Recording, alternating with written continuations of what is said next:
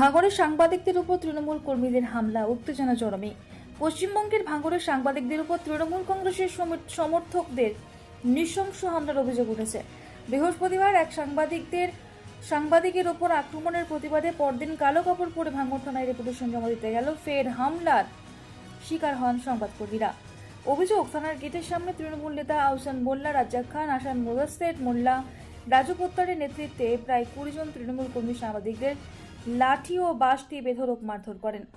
হামলায় প্রায় 20 জন সাংবাদিক আহত হয়েছে বলে জানা গেছে। হামলাকারীর ক্যামেরা বোম সহ বিভিন্ন সরঞ্জাম ভেঙে দেয় হামলাকারীরা।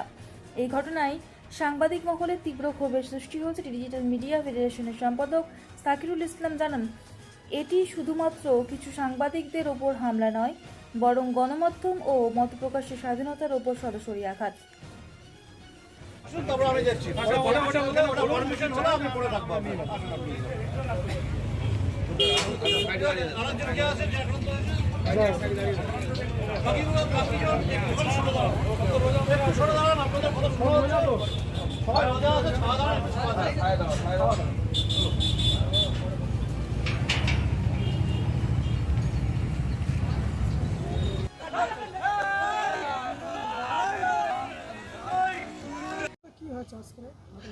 আসলে গতকালকে আমাদের ডিজিটাল মিডিয়ার একজন সাংবাদিক রশিদ আমার পাশে দাঁড়িয়ে রয়েছে। গতকালকে সে ব্রিজের খবর করতে গিয়ে আক্রান্ত হয়। সেই নিয়ে আমরা গতকালকে কাশীপুর থানায় একটা লিখিত অভিযোগ দায়ের করি এবং আমাদের সংগঠনের পক্ষ থেকে আজকে আবার ভাঙড় থানাতে একটা আবেদনপত্র, একটা ডেপুটেশন জমা দিতে যাই এবং সেখানে আমরা ভাঙড় নতুন ব্রিজ থেকে আমরা প্রায় 20-22 জন সাংবাদিক মুখে কালো একেবারে কাপড় বেঁধে, যে গণতন্ত্রের উপর যেহেতু হামলা হয়েছে, সাংবাদিকরা হচ্ছে গণতন্ত্রের চতুর্থ স্তম্ভ, তাদের উপরে যেহেতু হামলা হয়েছে তাই গণতন্ত্রের উপর হামলা মনে করে আমরা নীরব প্রতিবাদ, একদম কালো দিন মনে করে কালো একেবারে মুখে কাপড় বেঁধে আমরা প্রতিবাদে করে সেখানে থানায় গিয়ে একটা ডেপুটেশন দেয়। থানা আমাদের ডেপুটেশন গ্রহণ করে। থানা আমাদের কথা দেয় যে যারা এই ঘটনায় যুক্ত তাদের বিরুদ্ধে ব্যবস্থা নেওয়া হবে। এবার থানা থেকে যেই বেরিয়ে আসছি ভাঙড় থানায়, একদম থানার সামনে কয়েকজন দুষ্কৃতী ছিল যাদের নাম হচ্ছে আহসান মোল্লা, রাজ্জাক খান, আসান মোদাসের মোল্লা, রাজু পোদ্দার সহ আরও অনেকজন, প্রায় 20-25 জন। সেই সময় আমরা যখন ডেপুটেশন দিয়ে বার হই তখন আমাদের একদম থানার গেটের সামনে আমাদের উপর আক্রমণ চলে। আমরা মনে করি যে সাংবাদিকদের উপর আক্রমণ মত প্রকাশের স্বাধীনতার উপর নগ্ন হামলা, এবং থানার সামনে যদি দুষ্কৃতীরা এমন বর্বরচিত হামলা চালাতে পারে তাহলে এটা আইন শৃঙ্খলার চরম অবনতি এবং প্রশাসনের ব্যর্থতা প্রকাশ পায়।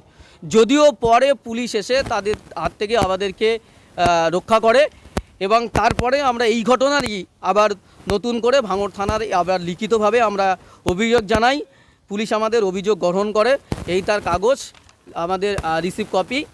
এবং পুলিশ যেহেতু এখনও দুষ্কৃতীরা সেই থানার আশপাশে ঘুরে বেড়াচ্ছে, সেজন্য পুলিশ আমাদেরকে ভাঙড় থানা থেকে আমাদের ভাঙড় 2 নম্বর ব্লক এই বিডিও অফিসের পর্যন্ত আমাদেরকে রেস্কিউ করে আমাদেরকে সেফ জোনে বার করে দেন। আমরা থানাকে ইতিমধ্যেই জানিয়েছি যে আমরা বলে দিয়েছি যে প্রশাসন অবিলম্বে প্রয়োজনীয় ব্যবস্থা গ্রহণ করবে, নাহলে আমাদের ডিজিটাল মিডিয়া ফেডারেশন যে সংগঠন আছে এই সংগঠনের পক্ষ থেকে আমরা বৃহত্তর আন্দোলন যাব।